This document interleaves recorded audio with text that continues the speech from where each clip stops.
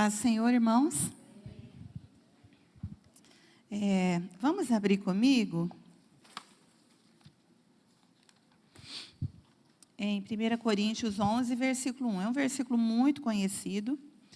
E durante essa ministração, eu vou citar alguns versículos, mas vocês não precisam abrir. Eu só pedi para o pessoal da mídia ir colocando, então vocês leem aqui no telão, tá? Senão a gente demora muito, o pastor não gosta. 1 Coríntios 11, versículo 1.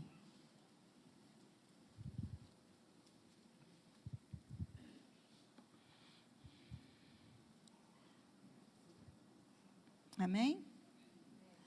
Sede meus imitadores, como também eu sou de Cristo. Pai, te louvamos, Senhor, por esta manhã. Eu te louvo por cada pessoa que o Senhor trouxe a este lugar.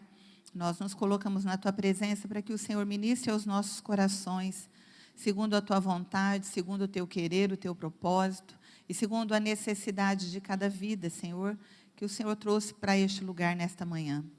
Eu oro a Deus para que o Senhor me use como teu instrumento, e o Senhor fale aos nossos corações de uma forma bem real e específica, quebrando sofismas e estabelecendo, Senhor, a tua verdade em nossas vidas.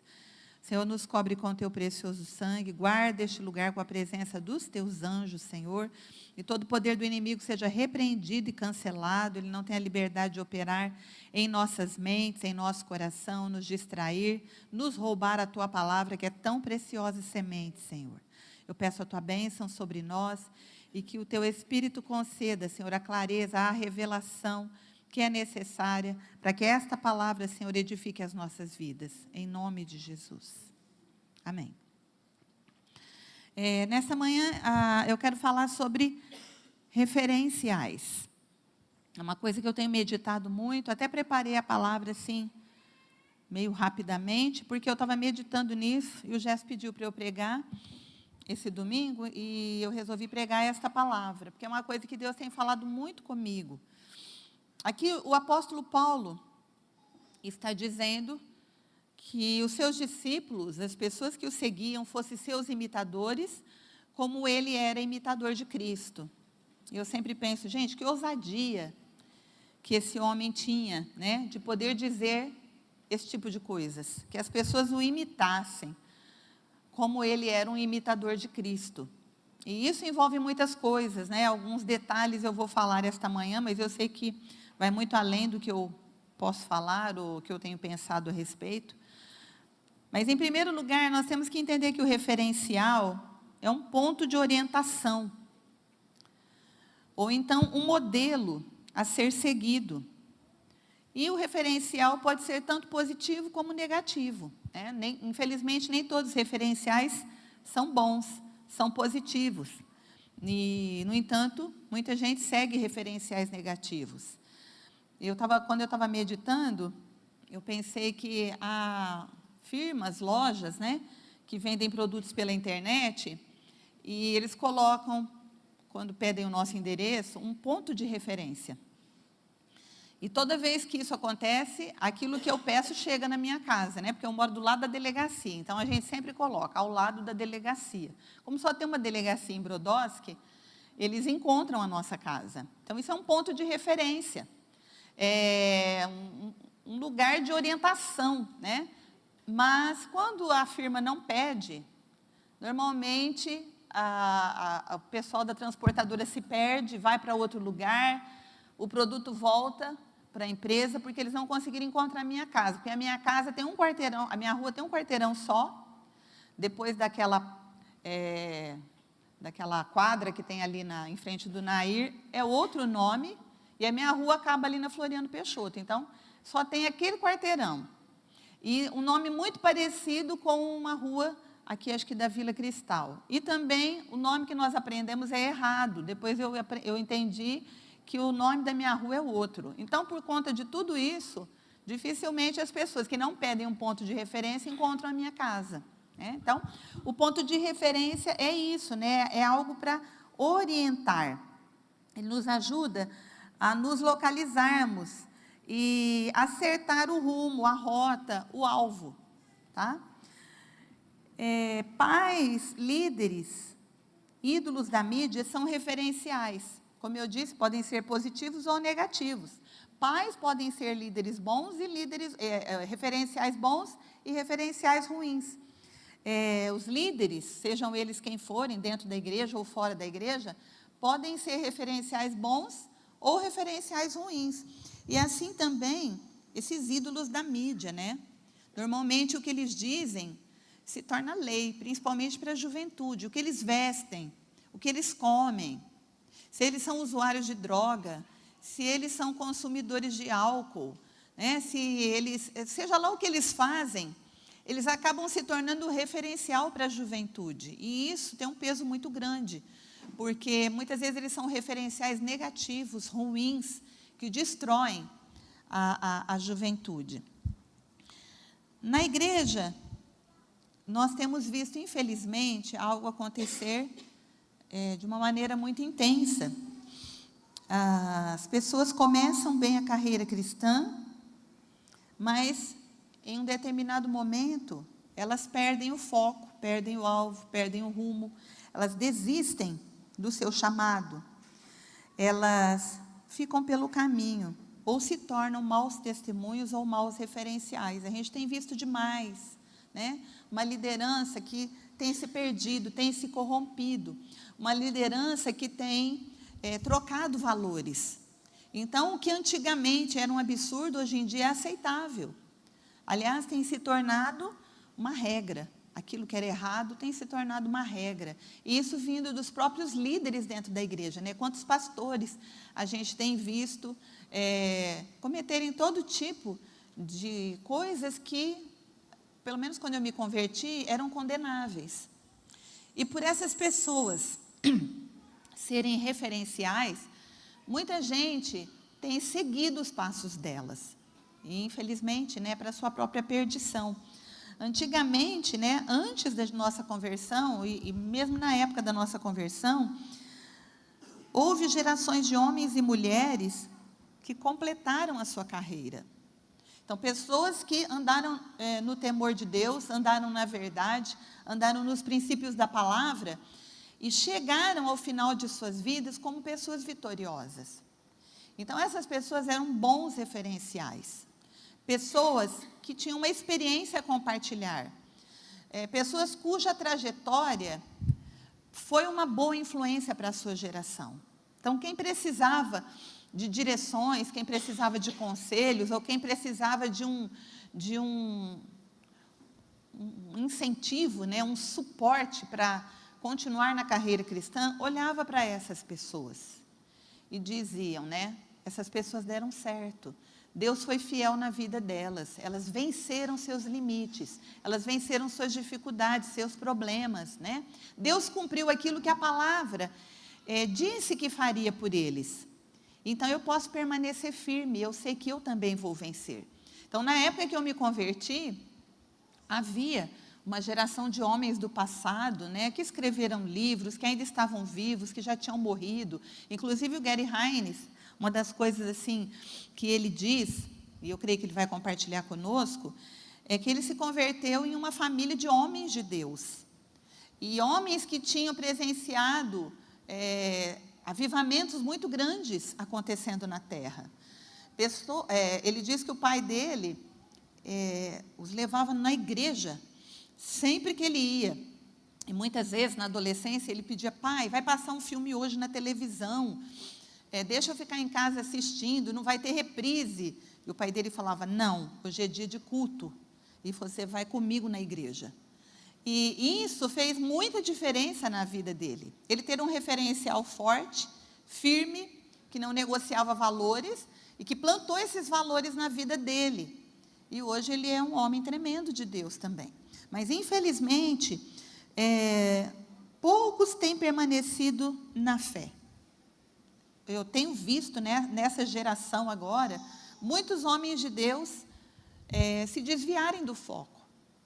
E a gente percebe que no futuro haverá poucas pessoas mais velhas que tenham conseguido completar a carreira e tenham conseguido ser um referencial para a sua geração.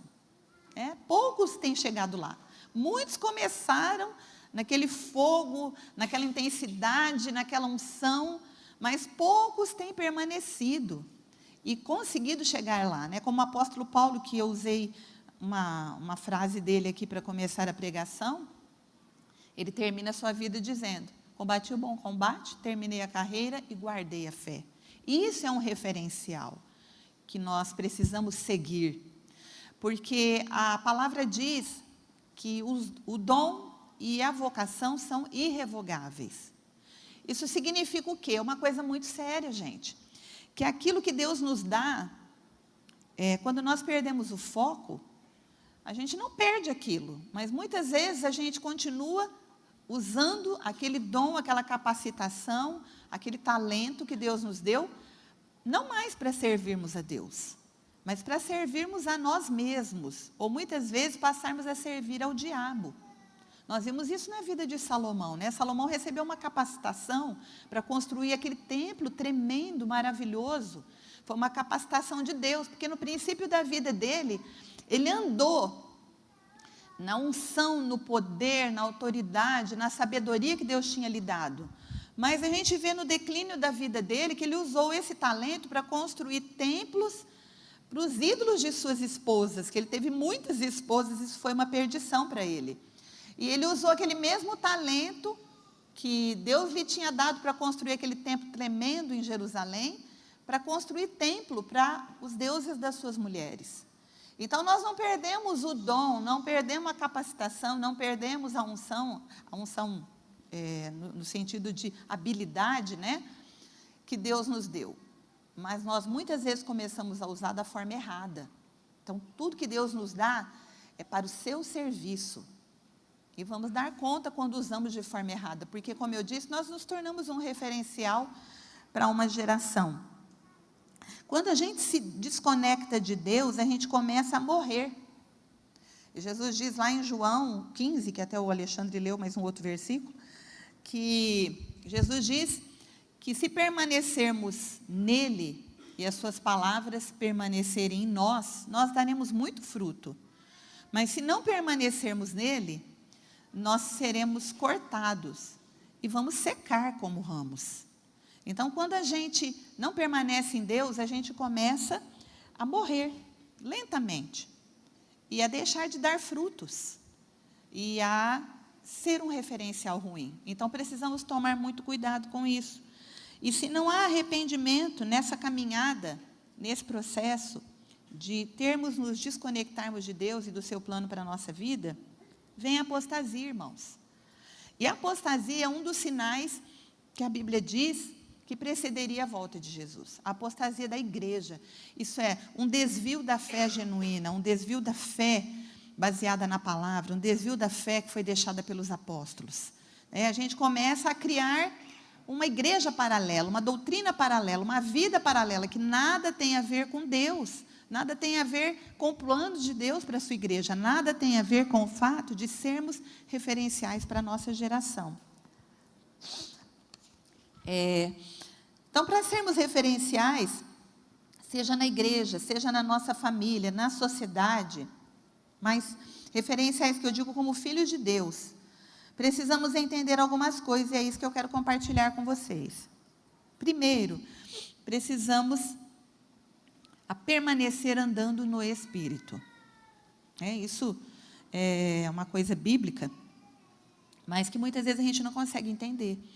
Quando eu me converti, eu tinha uma impressão que Deus ia dar uma reformada, uma aperfeiçoada na minha velha maneira de pensar, na minha velha forma de ser e de agir. Eu achava que isso era conversão, isso era vida cristã. Mas, irmãos, isso é impossível. A nossa velha natureza não tem jeito. O único caminho para ela é ser crucificada. Isso é um processo diário.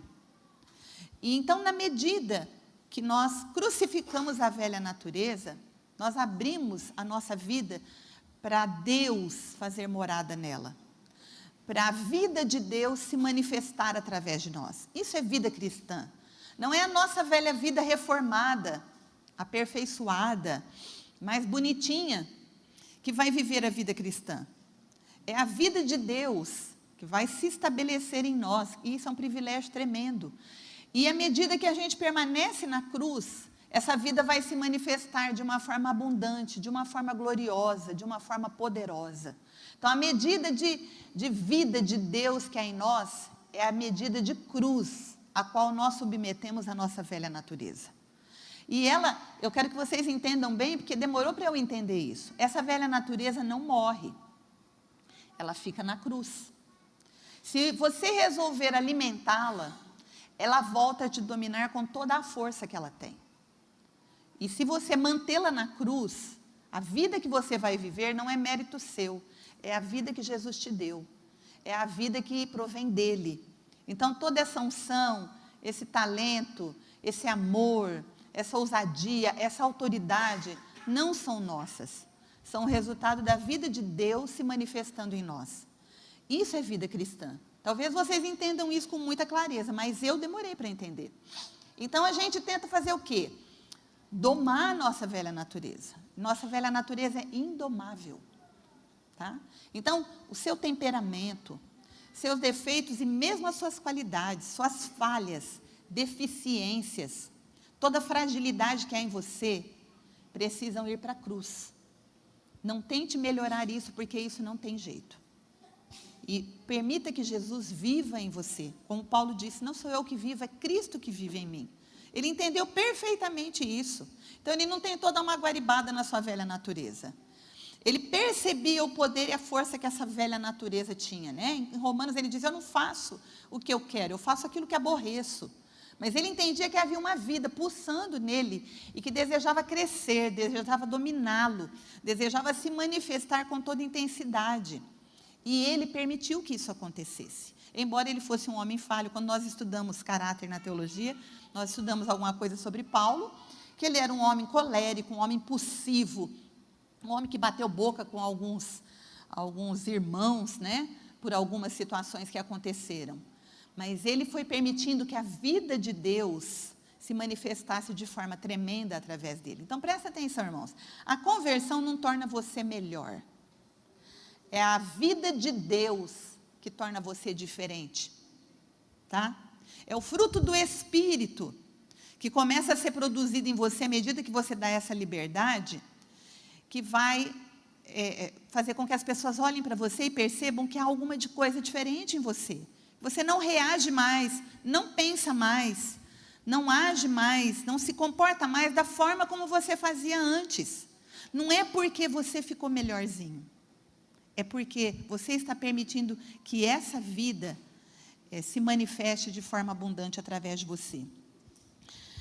Nós precisamos nos unir a Deus de forma tão íntima e profunda, que a sua presença, a sua vida, se expresse com toda liberdade e em abundância através de você. Eu queria que vocês colocassem o outro versículo, não precisa abrir, gente, de Gálatas, que nós vamos ler. Eu vou ler rapidamente para vocês, esse é um versículo que acho importante que a gente leia. Gálatas 5, 16 e 17. Não precisa abrir a Bíblia, que vocês vão demorar. Diz assim, digo, porém, andai no Espírito e não satisfareis a vontade da carne. Porque a carne milita contra o Espírito contra a carne. E eles opõem-se um ao outro, para que não façais o que quereis. Olha que tremendo isso. Se você andar no Espírito, você não vai fazer a vontade da sua velha natureza. Porque ela luta contra o Espírito luta contra ela. E quando você se submete, permite que essa vida de Deus se manifeste em você, você vence o poder da sua carne. A perfeição cristã na verdade, você cumprir o propósito para o qual você foi designado. Sabiam disso? A perfeição cristã não é você fazer todas as coisas sempre do jeito certinho, porque isso é impossível para nós. Mas você se alinhar e permitir que o propósito para o qual você foi designado, que Deus sonhou para você, venha à existência e se cumpra na sua vida. É isso que Deus deseja, espaço, para Ele trazer à existência o plano, o propósito, o sonho que Ele tem para você como ser humano, e agora como filho dEle. E à medida que você dá esse espaço, mantendo a sua carne na cruz, você anda no que a Bíblia nos ensina como perfeição cristã. É estar alinhado com o plano de Deus. E isso vai envolver muitas coisas. Você vai se tornar um abençoador de vidas, quando você está no centro da vontade de Deus para a sua vida. Você vai ter unção, capacitação de Deus. Você vai ter amor em abundância, porque a Bíblia diz que o amor de Deus é derramado em nosso coração pelo Espírito Santo que nos foi dado. Então, quando você está no centro da vontade de Deus, você ama as pessoas e de uma forma impactante para a vida delas. É um amor poderoso que flui da sua vida para a vida delas. Você se torna útil nas mãos de Deus, porque você está no centro da vontade dEle. Ele vai te capacitar com graça e unção diariamente, para que você cumpra esse propósito e esse projeto que Ele sonhou para você. Então, nada disso é nosso, isso vem de Deus, do coração, da mente dEle, que sonhou um plano e um alvo para a sua vida. Você vai ter o favor de Deus. Por isso, um homem e uma mulher de Deus que são referenciais na sua geração, que estão assim unidos tão intimamente a Deus, que a gente sente, percebe a presença de Deus se manifestando através dessa pessoa. Você não vai achar que essa pessoa é perfeita, que ela faz tudo certinho, não. Você vai perceber que o favor de Deus está na vida dessa pessoa, porque ela está no centro da vontade de Deus. Então, o que ela faz, o que ela diz, quando ela anda, Deus é com ela. E por isso a vida dela dá certo, por isso a vida dela prospera, por isso a vida dela alcança a vida das pessoas que estão à sua volta, porque ela se alinhou com a vontade de Deus para ela.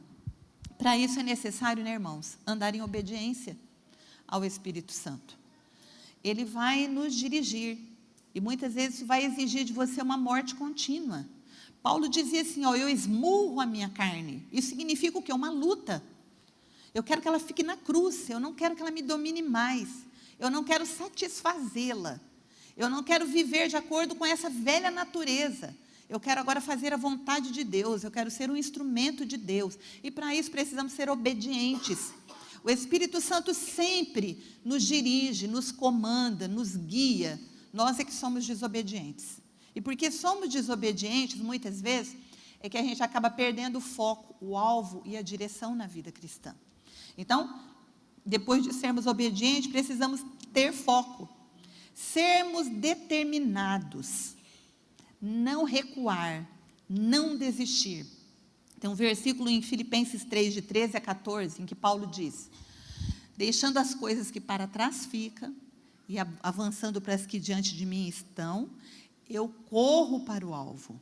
Ou ele diz, eu persigo o alvo, o prêmio da soberana vocação em Cristo Jesus. Então, Paulo tinha uma meta, ele tinha um foco, ele sabia aonde ele tinha que chegar, ele não estava perdido no meio de um tiroteio, irmãos, como muitos de nós estamos muitas vezes.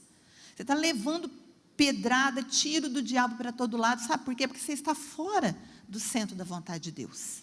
Se você estiver no centro da vontade de Deus, ali você está guardado e protegido. Então, ele diz que ele deixava o que ficou para trás, e prosseguia para o alvo. Então ele tinha um alvo, ele sabia onde ele queria chegar, e ele era indesistível, nada fazia Paulo desistir. Os seus discípulos o abandonaram, isso não o fez desistir. Ele passou por um naufrágio, isso não o fez desistir. Ele foi perseguido pelos seus irmãos na carne, que eram judeus, de uma forma implacável, isso não o fez desistir. Isso fez com que ele chegasse no fim da vida e dissesse aquilo, combati o bom combate, terminei a carreira e guardei a fé. Então, ele era indesistível, né? Tem um versículo em Hebreus 10, do 38 ao 39, que diz que o justo viverá pela fé, mas se ele retroceder, Deus diz, nele não se compraz a minha alma. Então, quando nós retrocedemos, nós estamos dizendo, Deus não foi suficiente para me manter de pé. E aí o versículo 39 diz, nós não somos daqueles que retrocedem, como foi cantado aqui, mas daqueles que permanecem para a preservação da alma. Então você tem que sempre permanecer, nunca pensar em desistir, nunca pensar em voltar atrás, porque para voltar para trás é muito rápido, você perde território muito rápido. Muitas vezes, para persistir, parece que você está enfrentando uma tempestade de areia. Ou, como eu costumo dizer, você está empurrando um caminhão na subida. É complicado. Mas, como eu disse, não é a sua vida que vai vencer isso, é a vida de Deus que veio habitar em você. E Ele te dá todas as condições de ser mais do que vencedor.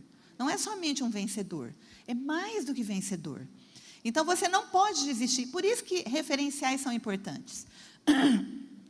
Às vezes que a nossa fé é abalada, às vezes em que a gente passa por momentos críticos, a gente precisa ter pessoas das quais a gente se lembre, que passaram por aquilo e venceram. Por isso que é importante que você seja um bom referencial. Porque muita gente vai se lembrar de você e falar, não, na vida da pastora Janete deu certo, na vida do pastor Jefferson deu certo, na vida de tal pessoa deu certo, então na minha também vai dar. Entende? O referencial é isso, é um suporte para que a gente prossiga para o alvo, né? Eu sempre cito uma pregação, uma carta que o Jonatas me mandou da Inglaterra, eu tenho ela guardada até hoje, em que ele disse assim que procurou emprego e não conseguia encontrar, e estava já ficando desesperado, porque ele tinha as coisas para pagar. Obrigada, Ângela.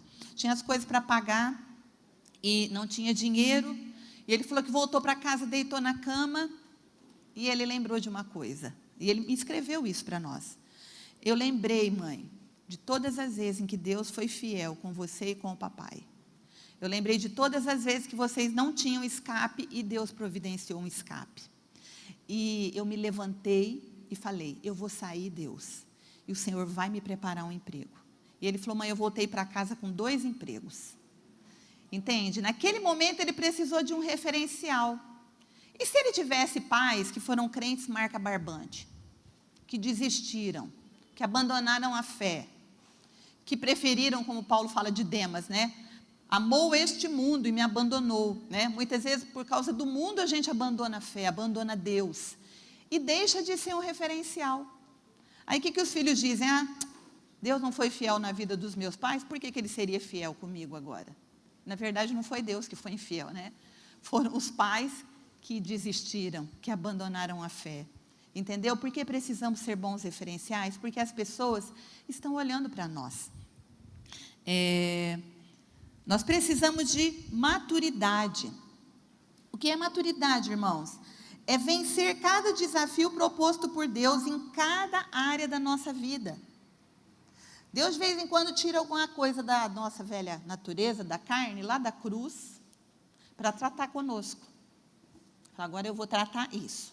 O seu temperamento descontrolado, ou o seu temperamento impulsivo, ou o seu temperamento violento, ou o seu temperamento passivo. Vamos tratar disso agora. E quando a gente se coloca na mão de Deus e permite que Ele trate, a gente vence aquela área. Deus nos ajuda a chegar a um outro nível. E aí, como a palavra de Deus diz em 1 Coríntios 1, de 3 a 4, com a mesma consolação com que Ele nos consola, com a mesma vitória que Ele nos dá, nós poderemos ajudar outras pessoas que vão passar pela mesma situação. Quantas vezes em aconselhamento eu disse, irmão, eu já passei por isso, eu sei como você está se sentindo, mas Deus me deu vitória, Deus me ajudou. Às vezes eu falo, ó, faz assim, faz assim, faz assim, faz assim, que você vai ver que você vai vencer. Então, nós precisamos atingir a maturidade, deixarmos de ser crianças espirituais. Porque tem gente que está na fé há tantos anos e vive em torno dos mesmos problemas. Ela não sai daquela idade espiritual, não prospera, não avança. Porque cada desafio que Deus coloca, a pessoa grita, a pessoa esperneia, a pessoa culpa o resto da humanidade. A pessoa sempre encontra um culpado, né? Em um determinado momento da minha vida, eu comecei a dizer uma frase: eu não estou em busca de culpados, eu estou em busca de soluções. Que enquanto você procura culpado, aquele problema não vai resolver na sua vida. Você vai culpar a mãe, o pai, os traumas de infância, o pastor, o irmão, o filho, a falta de dinheiro, a falta de emprego. Você vai pôr a culpa em alguém ou alguma coisa e você não vai resolver aquele problema.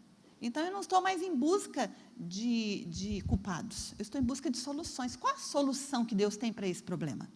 E eu sei que se eu encontrar essa solução, eu vou amadurecer. Eu vou continuar tendo problemas a vida toda, porque Jesus disse que no mundo eu teria aflições. Mas pelo menos os problemas serão outros. Naquele lá eu já tive vitória. Eu já superei. Eu já tenho uma palavra para dar para as pessoas que passarem pela mesma situação, porque Deus agiu na minha vida e vai agir na vida daquela pessoa. Então você precisa de vencer para impulsionar e consolar os outros que passam pelas mesmas situações. Senão você vai dizer assim, ó, o mau referencial, o que fala? Ah, é assim mesmo. Na hora H, você não tem amigo, Deus se esquece de você, você ora e não tem resposta, é você mesmo. Se você não se ajudar, ninguém te ajuda. Isso é o que um mau referencial fala para os outros. Agora, um bom referencial diz, eu já passei por isso. Eu sei como você está se sentindo, mas eu sei que Deus tem vitória para a sua vida, porque Deus teve para a minha. Eu venci essa área. Deus veio em meu auxílio. Deus falou comigo, Deus mudou meu coração, Deus mudou minha forma de pensar, Deus falou comigo pela palavra, e eu venci, Deus me deu uma estratégia, e eu consegui superar. Então você vai superar também. Aí você bota a mão na cabeça da pessoa e ora por ela, porque ela vai superar. A sua palavra vai impulsioná-la a permanecer, a não desistir, a ir para o alvo, a não tropeçar na fé. Precisamos também, irmãos, ter sensibilidade e percepção espiritual. Eu quero que vocês pensem agora, como o seu comportamento, suas atitudes, suas escolhas, têm afetado e influenciado quem está te observando. Nossa, eu penso muito nisso, irmãos. Eu sempre assim, tudo que eu vou fazer, eu fico pensando, meu Deus, se eu tomar este caminho, eu vou fazer muita gente errar. Então eu observo minhas atitudes, minhas escolhas, meu comportamento por essa ótica. No final eu pedi para o pessoal colocar aqui um texto do Finney, que impactou a minha vida muitos anos atrás, e é tremendo aquele texto. Então, as pessoas estão te observando. A gente fala que a gente é o evangelho, a Bíblia, que as pessoas não leem no papel, né? Elas estão lendo a Bíblia através da nossa vida. Então, elas estão te observando. E, principalmente, quem está perto de você, os seus filhos são esponjas. O que você faz, eles absorvem de uma forma tão profunda que você não tem noção. As suas atitudes, a forma como você reage diante das circunstâncias, né? A tua intimidade com Deus, a tua vida de oração, o que você fala, o que você conversa ali quando você está sentado, almoçando com a sua família, jantando, tomando café da manhã, né? Tudo, em tudo nós somos observados. E os nossos filhos precisam de um bom referencial. O nosso cônjuge precisa de um bom referencial.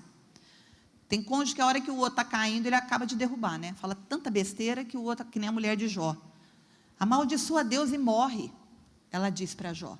Podia ter dito, não, Jó, você serve ao Deus Jeová, o Deus Todo-Poderoso, Ele vai te ajudar. Não, ela disse, ó, amaldiçoa teu Deus e morre. Só está faltando acontecer isso. Então, a gente está sendo observado pelas pessoas que estão mais próximas, nossos discípulos, né? As pessoas estão olhando para nós. Um dia eu estava dando aula de teologia, e tem uma irmãzinha, eu nem sei se ela é da nossa igreja, para falar a verdade, mas eu estava falando sobre caráter, tal, temperamento. Aí ela falou assim, irmã, um dia eu estava numa loja, e tinha um casal de pastores do meu lado. Ela falou, eu não sei quem são, mas eu sei que eles eram pastores. Pela conversa, parece que a mulher tinha dito para a vendedora que era uma pastora e tal. E ela falou assim, que tocou o celular da mulher, ela atendeu o celular. E foi assim, bem grosseira com a pessoa com quem ela conversou. E depois que ela desligou o celular, ela falou para o marido, que inferno, esse povo não dá sossego para a gente, só dá trabalho. Sabe, falou um monte de bobeira. E essa irmãzinha que estava na minha aula, falou assim, pastor, eu fiquei tão chocada com aquela atitude dela. Então, você está num lugar, não tem nenhum discípulo teu, nenhum membro da tua igreja, né? Ninguém que te conheça pessoalmente. Mas aquela irmãzinha ouviu ela dizer que ela era pastora. E pelo simples fato de ela ter atendido o telefone daquele jeito, e depois ter dito tudo aquilo para o marido, ela ficou profundamente chocada. Isso muitas vezes pode impedir alguém de se converter. quando vê o seu comportamento, quando ninguém está aparentemente te observando. Então, nós precisamos tomar cuidado. A nossa atitude precisa de sensibilidade, de percepção espiritual. Os nossos vizinhos estão ouvindo o que a gente conversa. Estão ouvindo tudo que a gente diz na nossa casa. Todos os comportamentos que a gente tem. Que referencial você tem sido para os seus vizinhos? Que referencial você tem sido para os seus filhos, para o seu cônjuge, para a sua família, para os seus pais, para os seus discípulos, nas atitudes do dia a dia? Então, preste muita atenção nisso, nós precisamos dessa percepção. Em Hebreus 12:1 diz assim, visto que estamos rodeados de uma nuvem tão grande de testemunhas, tá? Elas são como pernilongos, né? Gafanhotos, mosquitos, é uma grande nuvem que está ao nosso redor. Ele diz, deixemos todo o embaraço e o pecado que de tão perto nos assedia e corramos a carreira que nos está proposta, né? Olhando para Jesus. E vai continuando. Então, você tem que ter essa percepção, ter uma nuvem de testemunhas ao meu redor que está me observando, principalmente aqueles que sabem que eu sou cristão. Então, deixa o embaraço, deixa o pecado, corra a carreira que Deus te propõe. Atinja a perfeição cristã, isso é, entre no centro da vontade de Deus, entenda o plano, o projeto que Deus tem para a tua vida e persiga isso. E abra mão de tudo aquilo que possa te atrapalhar de conseguir chegar lá. Porque as pessoas estão te observando. Em Mateus 23, Jesus diz assim, os escribas e fariseus estão assentados na cadeira de Moisés. Isso é uma posição de autoridade. Aí Jesus diz para as pessoas assim, ouçam o que eles dizem, mas não façam o que eles fazem. Porque eles dizem, mas não praticam as obras que eles pregam. Olha que coisa horrível, tem muito cristão que é assim.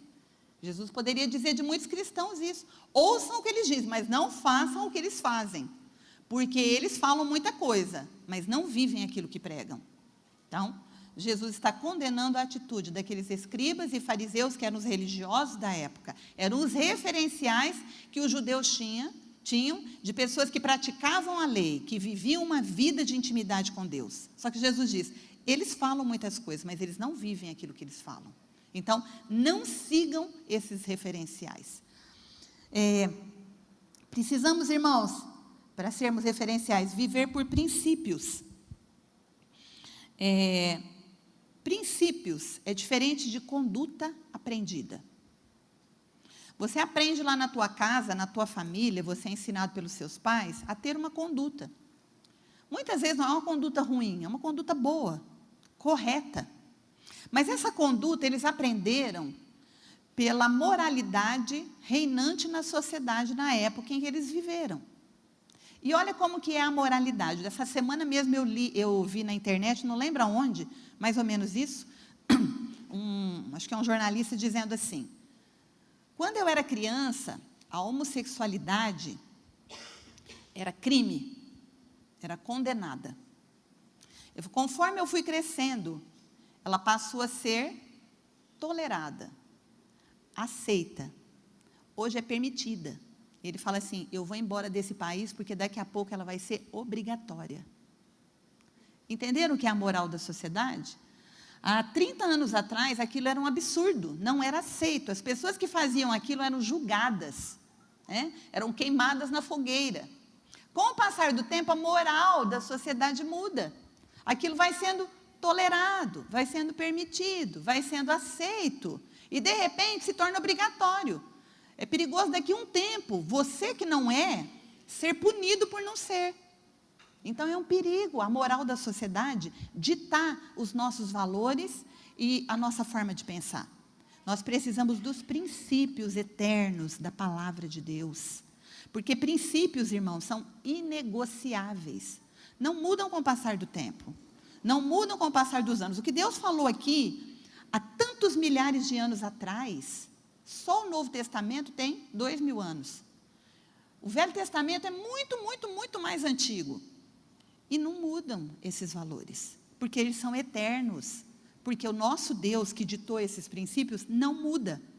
Ele é eterno. Ele era, é e continuará sendo eternamente o mesmo Deus. Então, ele não muda de ideia. O que ele falou que era errado há 2.000 anos atrás, há 3.000 anos atrás, há 5.000 anos atrás, Deus continua dizendo hoje que aquilo é errado. Então, você precisa, quando você se converte, nós trazemos um caráter. O que é caráter? São um conjunto de valores que você agregou na sua caminhada, que muitas vezes não são corretos, como eu estou dizendo. A conduta social, a conduta que a sociedade ensina, muda com o passar dos anos. Mas o caráter é a nossa espinha dorsal, vocês sabiam disso? Eu ensino na aula de teologia, assim como ninguém vê a espinha dorsal de uma pessoa, mas é a espinha dorsal que mantém a pessoa de pé e andando, assim também é o conjunto de valores que governa a nossa vida. Ele é que te mantém em pé e andando. Se eles forem alicerçados nos princípios da palavra de Deus, você vai permanecer em pé e andando até o último dia da sua vida. E vai entrar na eternidade em pé e andando. O que acontece quando alguém sofre uma lesão na coluna séria? Para de andar. Não consegue mais ficar em pé. Vai para uma cadeira de rodas, não é verdade? Então, muita gente que tenta viver a vida cristã através dessa conduta moral que a sociedade ensina, de repente você olha e ela não para mais de pé, ela não consegue mais continuar andando. Ela começa a andar numa cadeira de rodas, espiritualmente falando. Tá? Só os princípios de Deus é que te fazem permanecer de pé e caminhando, não importa as circunstâncias que a sociedade à sua volta esteja vivendo. Então, os nossos pais, em 1 Pedro 1,18, diz que eles nos ensinaram de acordo com a sua vã maneira de ser, de pensar, de viver, de agir. Nenhum pai, a não ser que seja um cristão muito sincero, muito genuíno, muito autêntico, e mesmo esses são falhos, né?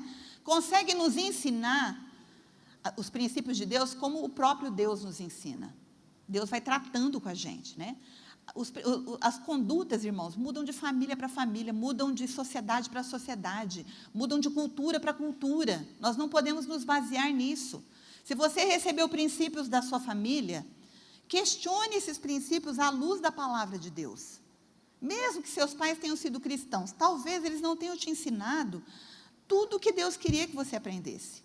Então, são os princípios que devem governar a sua vida, porque além deles serem inegociáveis, quando você cumpre princípios, Deus cumpre promessas na sua vida. Isso é vida cristã, cumprir princípios. E isso é lógico que é pelo poder de Deus que veio habitar em você e te capacita a fazer isso. Tá? Quando você cumpre, por exemplo, a Bíblia diz: trazei todos os dízimos à casa do Senhor, e vereis se eu não abro as janelas do céu e derramo sobre vós bênção sem medida, né? Isso é um princípio. Você pode obedecer ou não.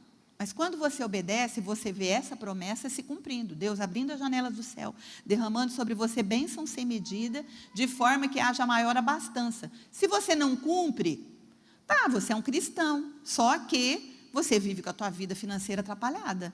Não é verdade? Quem já passou por isso sabe disso. Então, princípios são para serem cumpridos. E quando você cumpre, Deus cumpre as promessas que estão envolvidas com esses princípios. Amém? Você precisa estar consciente de que você é um reprodutor espiritual, tanto para os seus filhos naturais como espirituais. O que é um reprodutor espiritual? Sua genética está passando para a sua descendência, sejam seus discípulos ou sejam seus filhos.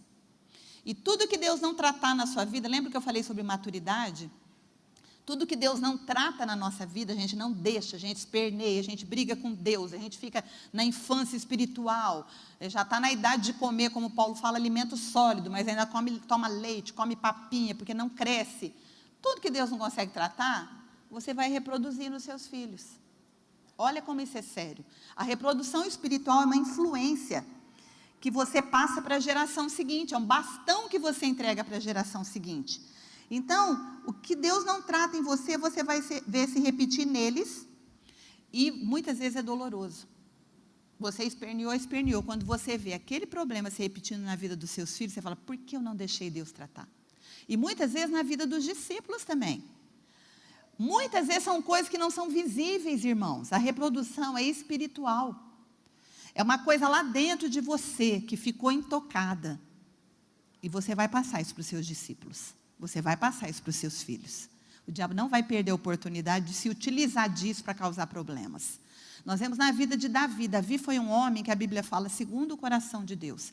Ele foi um homem que entendeu o seu destino espiritual, entendeu o plano, o propósito que Deus tinha para a vida dele, e ele se alinhou 100% com esse plano.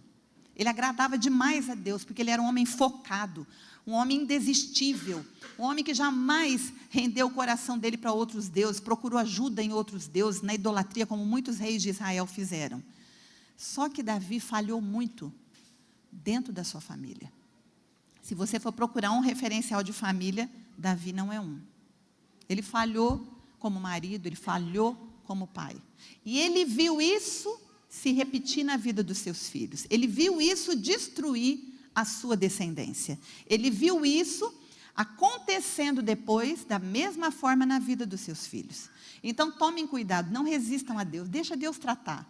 Que você seja um reprodutor da vida de Deus em você, que seja abundante essa vida. Não das suas características negativas que ficaram guardadas lá. Essa semana mesmo a gente estava conversando, né, Alexandre? Estava eu, Alexandre e o Ricardo conversando sobre uma pessoa aqui da nossa igreja, que não está mais aqui, que foi uma pessoa que foi por um tempo um líder tremendo. Só que essa pessoa tinha áreas intocadas da sua vida, que depois começaram a se manifestar. E foi até o Ricardo que estava fazendo uma relação de pessoas que repetiram o pecado dessa pessoa. Ele contou 7, né? E você lembrou de mais 2. Repetiram o pecado. Por quê, irmãos? Porque essa pessoa tinha uma área lá dentro intocada. Deus nunca tratou.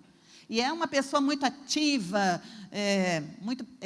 ganhava muita vida, como o Alexandre mesmo falou, nunca viu ninguém que ganhou tanta vida como essa pessoa.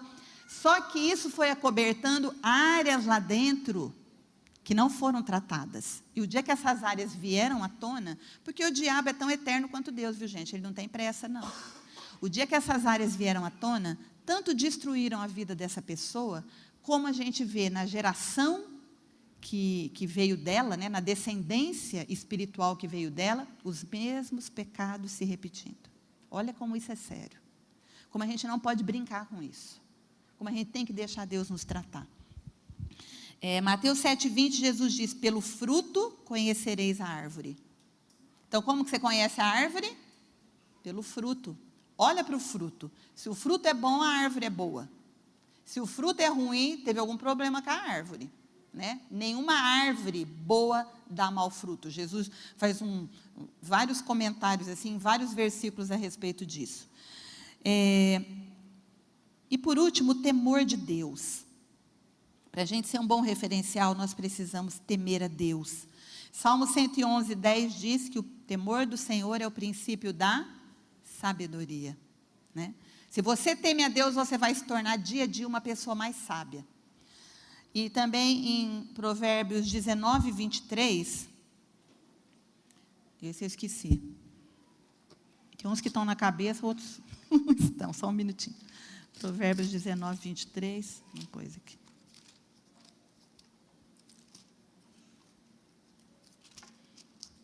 Diz assim, o temor do Senhor encaminha para a vida. Aquele que o tem ficará satisfeito e não o visitará mal algum. Então, o temor do Senhor nos conduz para a vida. Quem tem o temor do Senhor não o visitará mal algum. Olha que bênção. Então, o temor do Senhor é uma proteção para as nossas vidas. Ele, irmãos, é o nosso fator limitante. O seu desejo de agradar a Deus, de corresponder ao seu amor, deve te constranger a não pecar, a não fazer nada que Deus não tenha dado permissão. O temor de Deus é isso. Aquela sua velha natureza que está na cruz começa a gritar. Fala um monte de palavrão, bate nele, briga mesmo, crente não é bobo. Aí você fala, você fica quieta aí, porque você está crucificada. Não sou eu que vivo, é Jesus que vive em mim. E Jesus não faria isso que você está me mandando fazer, então eu também não vou fazer. Porque eu temo a Deus. Qualquer escorregão que a gente dá lugar ao diabo na nossa vida, irmãos. A nossa velha natureza, como eu disse, não desapareceu.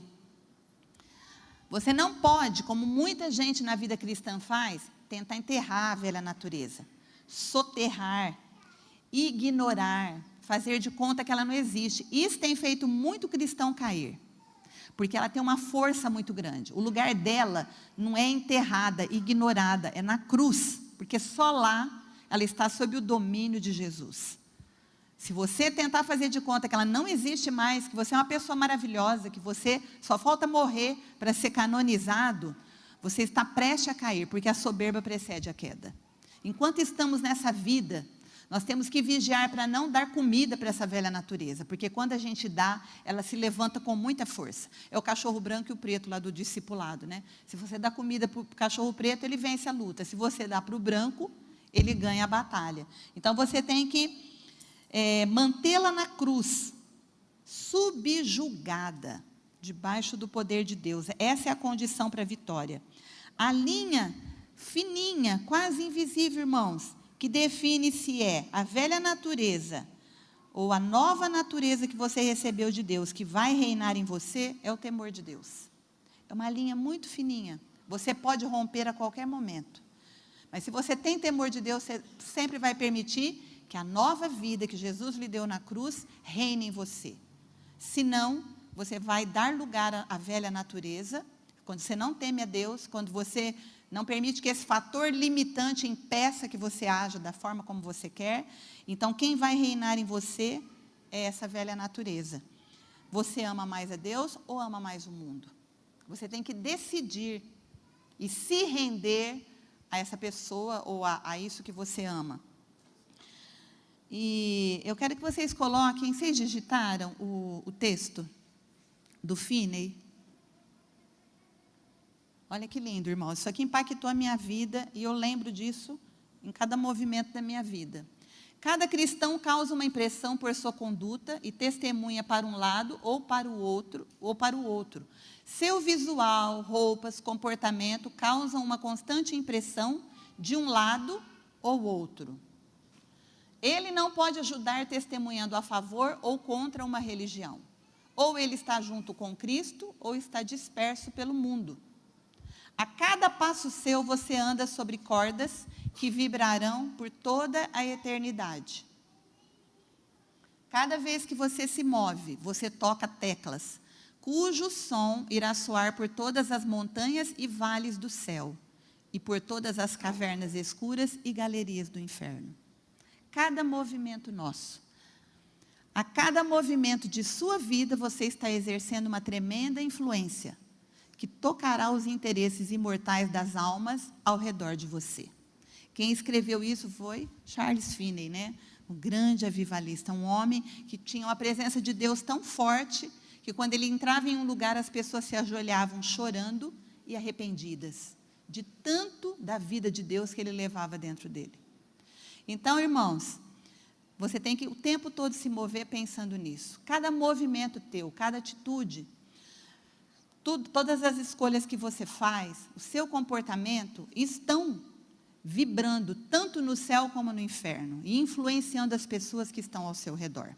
Eu quero encerrar com um texto de 1 Timóteo, abram lá comigo, que Paulo que disse o primeiro versículo aqui, que a gente leu, está dizendo algo, 1 Timóteo 4, ele está dizendo algo para o seu grande discípulo, né, que ele formou na mesma intensidade em que ele era. Embora Timóteo tivesse um temperamento, um comportamento diferente do de Paulo, ele parecia ser tímido, mas Paulo gravou nele, reproduziu nele quem ele era. Então, ele diz, 1 Timóteo 4, eu vou começar a ler versículo a partir do 8, porque é uma coisa que tem dominado muito a nossa sociedade. 1 Timóteo 4, 8, diz assim: porque o exercício corporal para nada aproveita, mas a piedade para tudo é proveitosa, tendo a promessa da vida presente e da que há de vir. O que ele está dizendo? Hoje em dia nós vemos pessoas perdendo a maior parte do seu tempo em academias, em tratamentos de beleza, de pele, lipoescultura, lipoaspiração, aquele monte de coisa, né? O que Paulo fala? O exercício corporal aproveita muito pouco. Você vai gastar para o dia que for enterrado, tudo virar pó. Mas a piedade, que é a vida na presença de Deus, né, isso significa piedade, não é ter dó dos outros, para tudo é proveitosa, porque ela tem a promessa dessa vida e da que há de vir. Uma pessoa piedosa é um referencial para a sua geração, e quando ela morre, a memória dela permanece. Se você tinha um corpo escultural, as pessoas vão esquecer, mas se você era uma pessoa que andou na presença de Deus, e testemunhou a respeito do seu Deus, e deixou a vida de Deus se expressar através de você, nunca vão se esquecer da sua pessoa. Aí ele continua dizendo para Timóteo: esta palavra é fiel e digna de toda aceitação, porque para isso trabalhamos e lutamos, pois esperamos no Deus vivo, que é o Salvador de todos os homens, principalmente dos fiéis. Manda estas coisas e ensine-as. Ninguém despreze a tua mocidade, mas ser o exemplo dos fiéis. O que é? Um referencial. Na palavra, no trato, no amor, no espírito, na fé, na pureza. Então ele diz para Timóteo: ser um referencial, conhecendo bem a palavra, sabendo lidar bem com as pessoas, amando as pessoas, né? Tendo um espírito sujeito a Deus, tendo um espírito cheio de fé, sendo um homem puro de coração. Persiste em ler, exortar e ensinar, até que eu vá. Não desprezes o dom que há em ti, o qual te foi dado por profecia com a imposição das mãos do presbitério. Medita nestas coisas, ocupa-te nelas, para que o teu aproveitamento seja manifesto a todos. Então, medita nessas coisas. Se ocupa dessas coisas que valem a pena, que têm uma dimensão eterna. Ele diz assim, não despreze o dom que há em ti. O que Deus te deu quando você se converteu, para que você usasse para o reino dele, para que você atingisse o seu destino espiritual, para que você cumprisse a sua missão, em nenhum momento da sua vida despreze, em nenhum momento da sua vida use para o inimigo, use para você mesmo, continue servindo a Deus, por mais que esse mundo que nos cerca esteja dizendo que não vale a pena, este mundo vai perecer, mas aquele que faz a vontade de Deus permanece eternamente. Amém, irmãos? Eu vou passar para o Jefferson. Deus abençoe vocês.